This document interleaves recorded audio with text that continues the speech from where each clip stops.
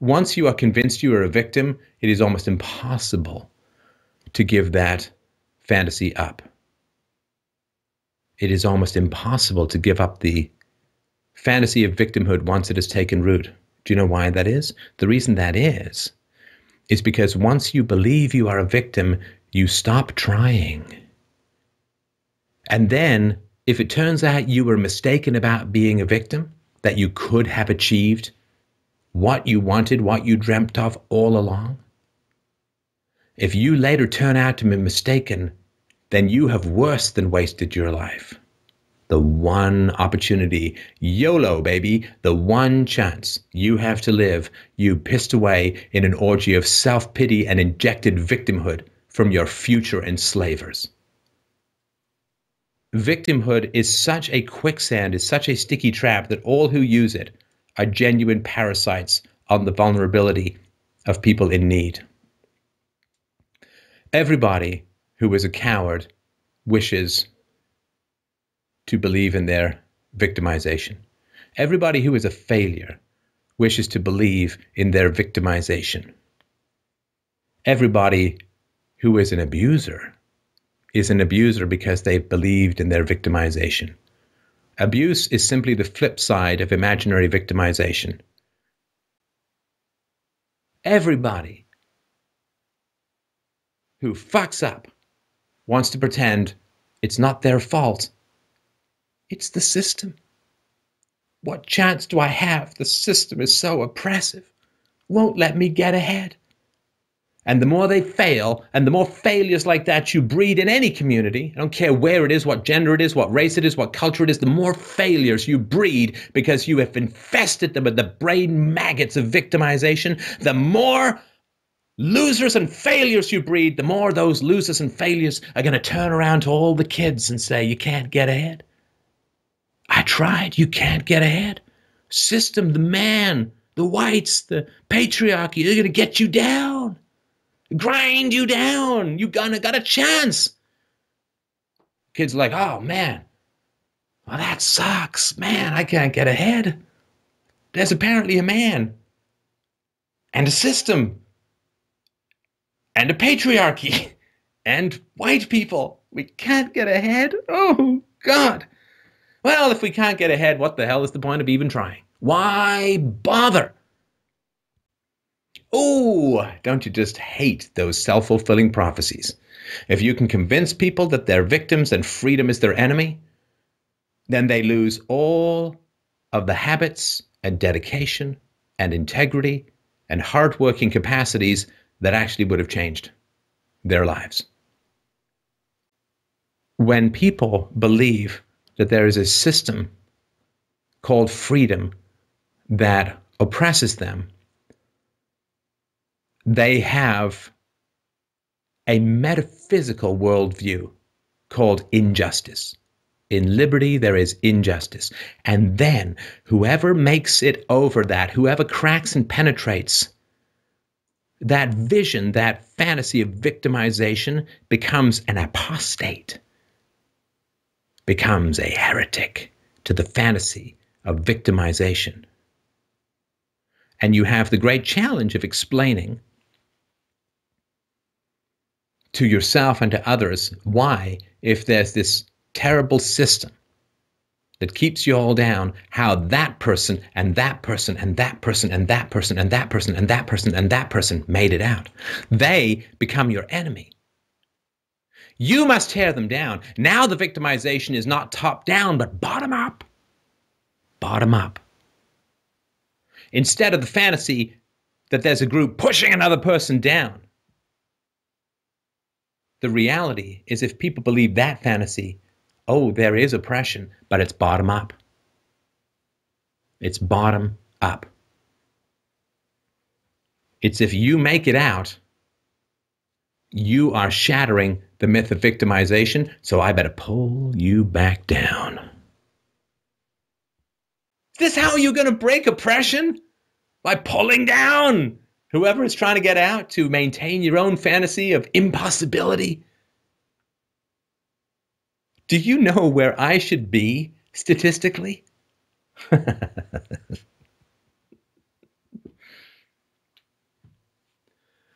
beaten up child of a single mother, raised in a welfare ghetto. Where should I be statistically? Dead or in jail? And I know some people who are from that neck of the woods from when I was a child. Do not let the failure of others be the noose around your future. Fuck statistics. Fuck the trends. Will your life. Inevitability is for raindrops. Human beings have will and choice, and the capacity to project yourself beyond the circumstances of the moment, and shoot your hopes like a grappling hook to a higher plane and pull yourself up muscle by muscle.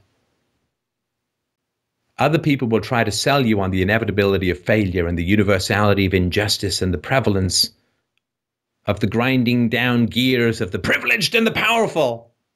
Do not listen to them for a moment. They are viruses of failure. They are viruses attempting to justify their own pathetic non-entity, non-existences by having you not succeed. They are vampires. They have no reflection. They live in the dark, and they live in a coffin. Now, all the people who said to me, you can't. It's ridiculous. Not going to happen. I didn't listen to them. I have the life that I have, which I love. They have the lives they have, which they hate. And there are crossroads in life, and they are diminishing crossroads. They do not last forever. I'm telling you, my friends, the crossroads in life do not last forever. They diminish, they diminish, they diminish, and eventually there will be no more. And there are all the people in the world who will say to you, you don't have a choice. And then there are people who, in many ways, lay down their comfort and peace of mind to shoot up the flares from their very hearts in that good old Katy Perry style way. They shoot up the flares from their very heart to light up for you the existence of choice in a world that so often seeks to shroud every choice, every fork in the road in darkness. And to pretend that you are not a being of a self-made soul and a self-made future and a self-made world and a self-made love and a self-made life, self-made career. They want to tell you, oh, you're just a train track. You're just a train on a train track. You're just water bouncing down a cliff. We don't know where you're going to land, but we know it ain't your choice. No choice. Nihilism, determinism, victimization. All the inevitabilities of hiding from you the reality of choice in your life. Well, if you think you're on a train track, you are. If you think you're not on a train track, you're not. And who you let whisper into your ears about the prevalence and possibility of choice in your life is how your future is going to be. We become the words we listen to. We become the language that inhabits us. We become the conversations we allow ourselves to have. And we never become the conversations we deny ourselves from having. Victimization remains a choice. It will not remain a choice forever. And the more people who believe they're victims, the more they will make victims of us all. True victims of us all. Totalitarian victims of us all. But there is still choice. And if you choose a better life than those who came before you, you will see the reality of human evil. Many times, not always, many times. Choose a better life and see who loves you for it. Choose to overcome statistics and see who loves you for it. Choose to get the life of your dreams and see who loves you for it and see who hates you for it. Because if you can achieve the escape from the imaginary victim prison, if it turns out there's no prison, no walls, it's all just a holograph of susceptibility to propaganda. If you can walk out of that prison, hey, no lock on the door. You know you could have left at any time. Say that to a guy who's been in there for 40 years. What's he going to say? Thanks. No. No, he's not likely to say that. And there's nothing wrong with failure, don't get me wrong. Failure is essential. You can have a whole lifetime of failure, and you can be incredibly valuable to society by telling people how and why you failed and how and why you could have done it better. Great. It's not that failure is the problem. It's the people who externalize failure into a system. The system got me. The man. Whitey. Men. Come on. Forget all of that. Forget all of the illusionary limits on who it is you can become. Forget all of the stories that people tell you about what you can and can't do. Heroism, magnificence, courage, virtue, striding the world stage like a colossus, these are choices. There's no stone of great pianing, being a great pianist. You just keep practicing.